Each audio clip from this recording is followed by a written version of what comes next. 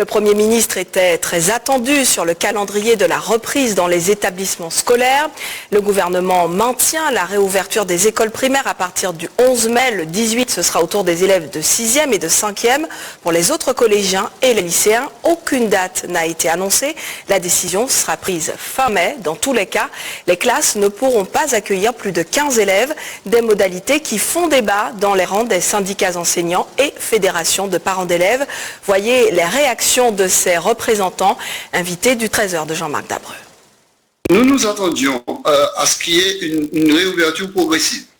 Parce qu'il n'est pas pensable de dire qu'on allait réouvrir les lycées comme si de rien n'était, comme s'il n'y avait pas de Covid.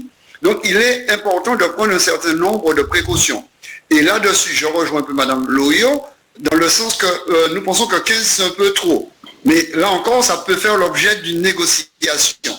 Mais pour nous, c'est un signal fort de dire l'éducation, c'est quelque chose d'important au niveau des élèves, des familles.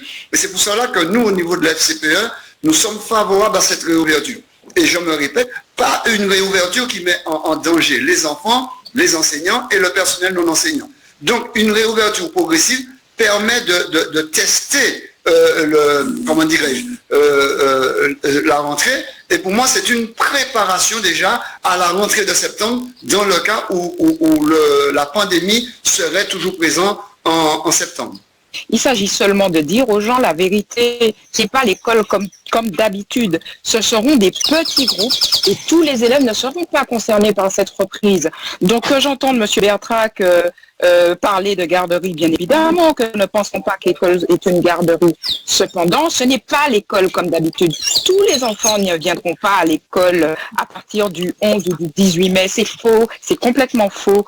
Il y a seulement certains élèves qui seront acceptés dans les établissements scolaires puisqu'il y a de petits groupes. Je prends juste un exemple. Moi, j'ai des lycéens. C'est vrai que ce sont des lycéens et qui ne sont pas concernés. Mais dans les collèges, il y a des classes à 28 élèves. On va choisir un certain nombre d'élèves et vous pensez bien qu'il sera impossible de leur garantir le nombre d'heures auxquelles ils ont droit. On va choisir des petites classes. On va choisir certains élèves en fonction de leurs nécessités ou je ne sais pas en fonction de quoi, puisque les choses n'ont pas été véritablement précisées. J'imagine qu'elles le seront par le ministre de l'Éducation nationale d'ici peu, aujourd'hui voire demain. Donc ce n'est pas l'école comme avant. C'est un système qui est mis en place pour essayer de reprendre petit à petit une vie, certes, mais ce n'est pas l'école en tout cas. Les choses sont claires pour nous. Et dans un communiqué, un autre syndicat enseignant, le SE-UNSA, émet de vives réserves également sur les modalités de reprise des cours au primaire. Le syndicat souligne notamment l'absence totale de garantie sur la protection juridique des directeurs et directrices d'école qui seraient, selon le gouvernement, responsables du respect du protocole sanitaire dans leur établissement.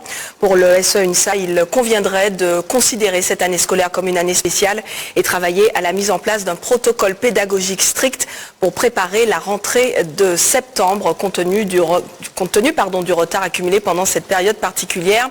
Fin de citation.